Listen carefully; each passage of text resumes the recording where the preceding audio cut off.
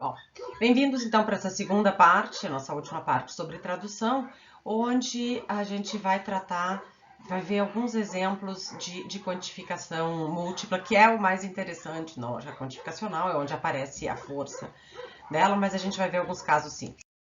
Aqui eu tenho um exemplo, por que isso aqui é quantificação múltipla? Todo ímpar é maior que algum número. Porque eu tenho uma dupla quantificação, eu tenho um todo e eu tenho um algum, né?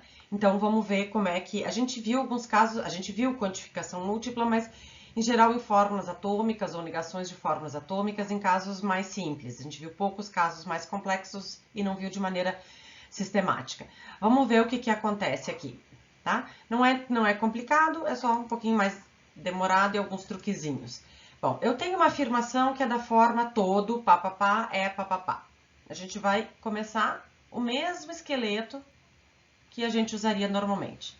Eu tenho para todo x, aí eu teria que expressar ser ímpar, implica ser maior que algum número, tá? Bom, tá, ser ímpar, a gente teria que ver lá na interpretação se tem pelo menos ímpar, par, se não, ou se tem divisível, a gente pode expressar não ser o divisível por 2, enfim, depois a gente vê na interpretação.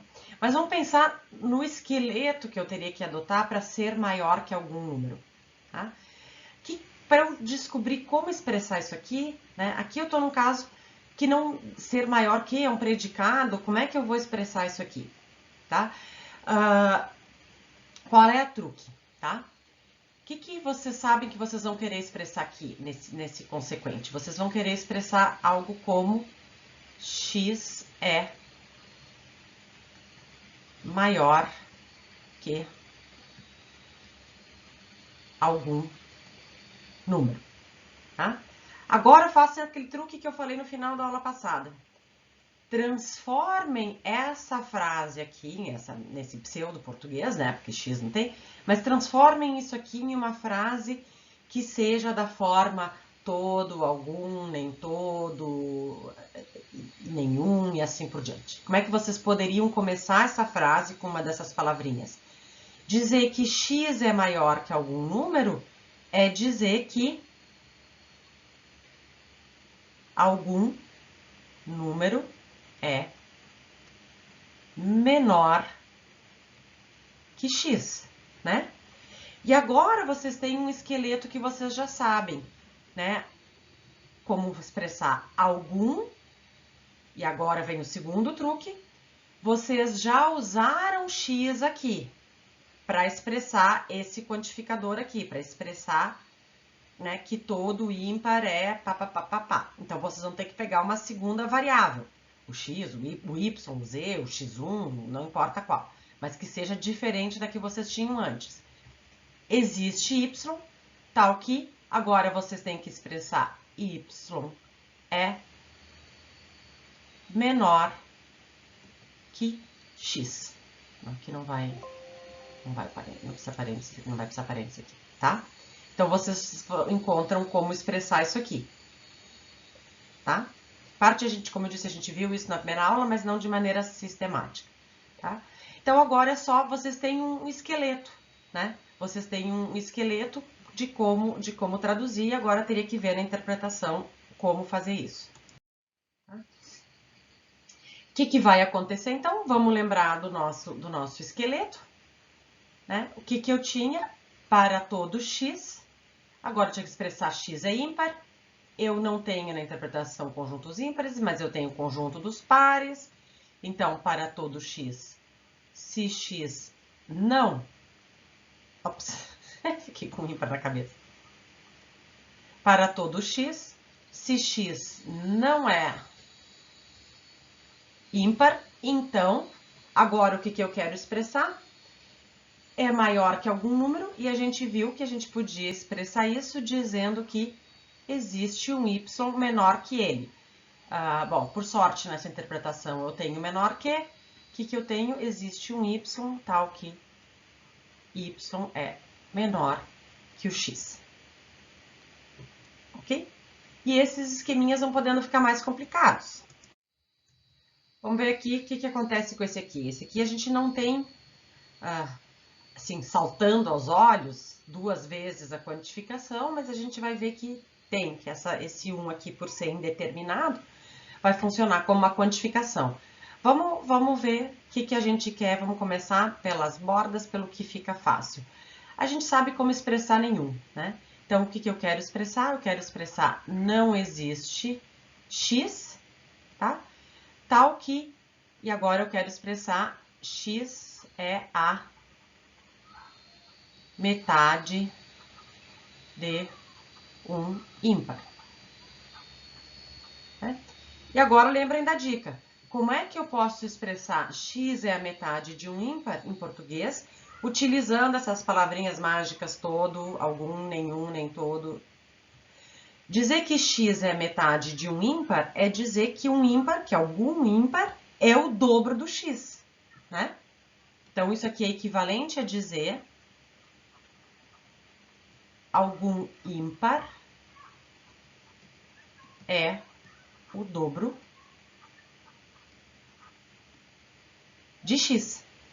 E agora a gente chegou no esqueleto que a gente conhece, né? Por quê? Porque isso aqui eu vou expressar, posso expressar por existe, agora eu tenho que pegar uma outra variável, existe y, tal que esse y é ímpar, ímpar nessa interpretação aqui vai ser não ser par, né? Não P1 de y, e o x é o dobro do y, desculpa, e o y é o dobro do x. Então, agora eu tenho que ver como expressar y é o dobro de x. Bom, eu não tenho a relação ser divisível por, mas dizer x, y é o dobro do x é a mesma coisa que dizer que x é a metade de y. E isso eu expresso por S2 de x, y. Então, se eu colocar S2 de x, y aqui, eu vou expressar, né, que existe um número que é ímpar e que é o dobro do x. E isso é expressar que x é a metade de um ímpar. Então, agora, tudo que eu tenho que fazer é colocar isso aqui. Eu vou fazer com outra cor a fórmula final para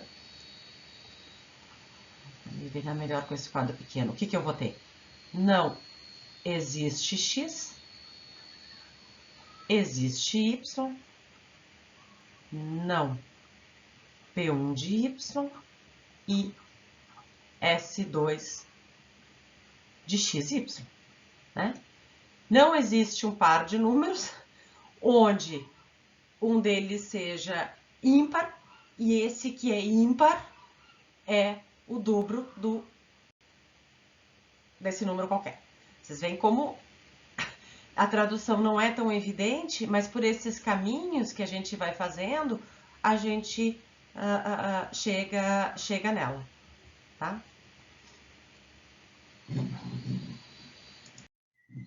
Vamos ver agora o inverso, né? Vamos ver alguns exemplos de traduzir da linguagem L para o português, tá? Bom, o que eu tenho? Eu tenho um esquema para nenhum, né? Nenhum. E agora eu tenho o quê? Eu tenho que ver o que é expresso por não P1 de x, nem vou fazer porque esse aqui a gente já viu tanto, né? Nesse meu exemplo. Nenhum ímpar é... Bom, agora eu tenho que encontrar o que é expresso por isso daqui, tá? Bom, o que é T2? T2 é ser divisível por. Então, o que eu tenho aqui? Eu tenho a variável livre está no primeiro lugar, eu tenho um universal aqui, eu tenho que o x é divisível por todos os números. Então, o que eu tenho? Nenhum ímpar é divisível por todos os números.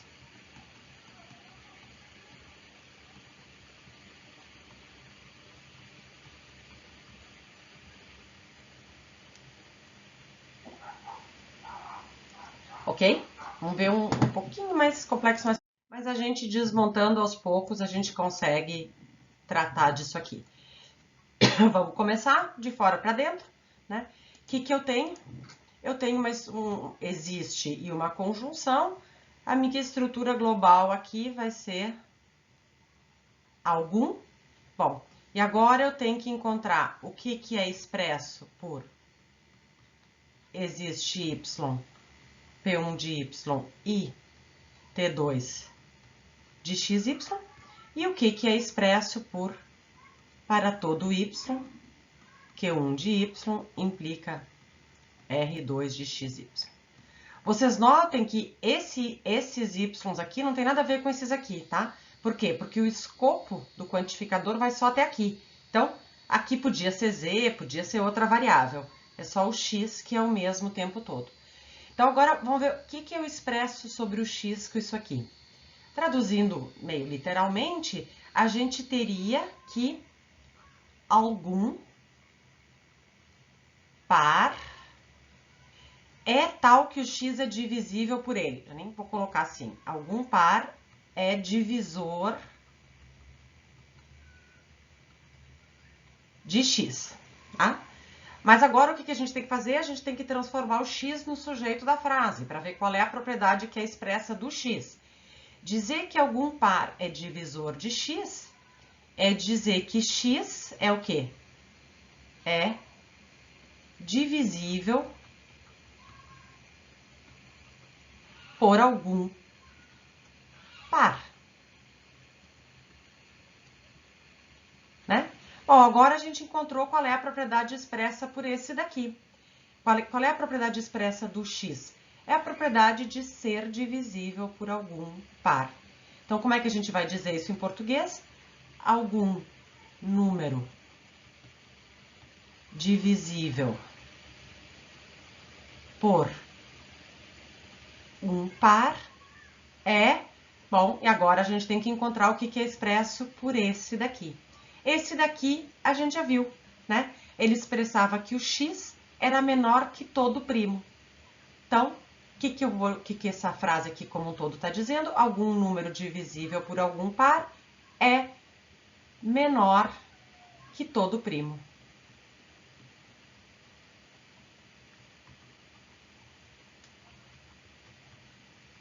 Tá? Então, vocês veem que, embora se for ler direto vai ser bem chatinho, né?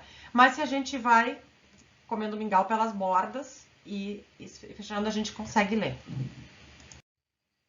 Vamos ver agora uns exemplos nesse meu universo. Nem todos os irmãos de Ana têm amigos.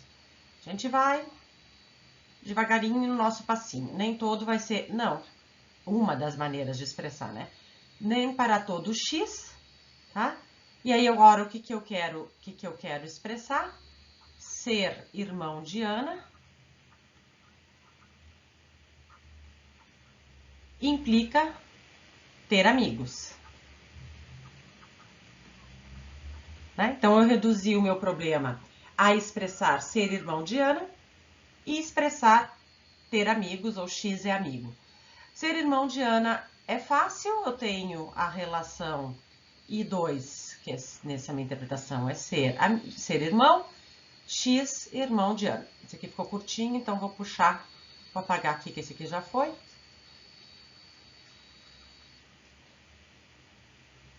Agora, como é que a gente pode expressar ter amigos?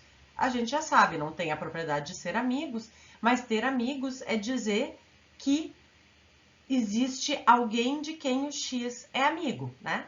Então, existe um y, tal que o x é amigo do y.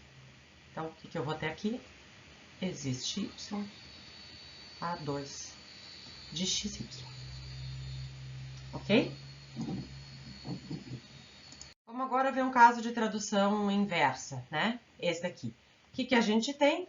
A gente tem um universal, onde eu tenho todo, e agora eu quero ver o que é expresso por existe y m2 de xy, bom, g1 de x é fácil, nem vou, é mulher. Vamos ver o que é expresso por isso daqui. Opa, eu botei R, é M, né?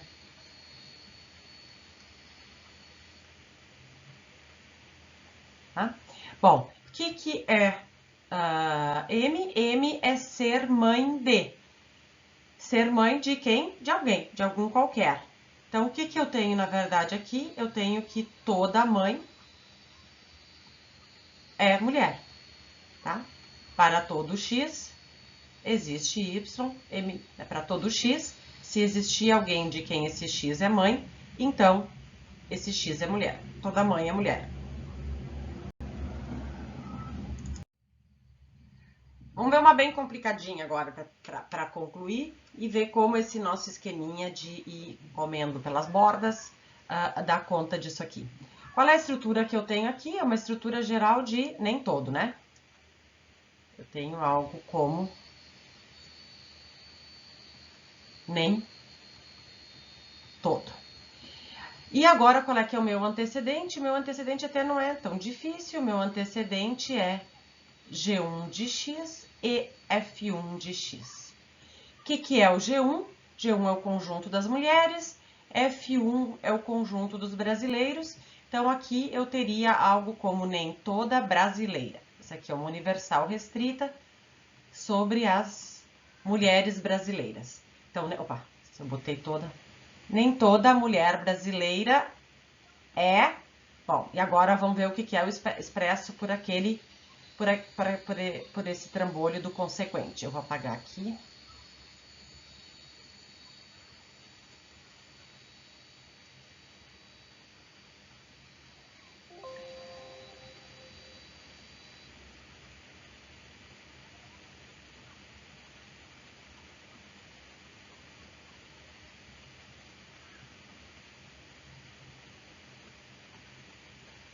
Vamos ver. Bom, o que isso aqui está dizendo sobre o X? Vamos ver, vamos vendo. Está dizendo o quê? Que existe um par de objetos, tal que o X é mãe do Y e o Y é mãe do Z. Então, existem duas pessoas, o X é mãe do Y, o Y é mãe do Z e o Y é, o que é P2? É pai do Z. Ou seja, o X é mãe de alguém e esse alguém, aqui não, aqui é outra esquisito, né? Então, existe um par de objetos, o X é mãe dessa primeira pessoa e essa pessoa é mãe de uma outra ou é pai de uma outra, tá? Ou seja, o X é mãe de alguém que é mãe ou pai de alguém. O que é ser mãe da mãe ou pai de alguém? É ser avó, né? Então, o que isso aqui expressa? A propriedade de ser avó. Então, basta eu colocar a propriedade de ser avó aqui. O que eu estou dizendo? Nem toda brasileira é avó, tá? Vocês veem que é uma fórmula complicada, mas eu consigo, ela vai ter por condição de verdade que nem toda brasileira seja avó. Bom, então com esses truquezinhos em mente, vocês podem se divertir bastante. Revejam o conteúdo no material se tiver necessidade e façam as partes opcionais, além das obrigatórias, as partes opcionais dos exercícios e entreguem o trabalho de tradução e até a aula.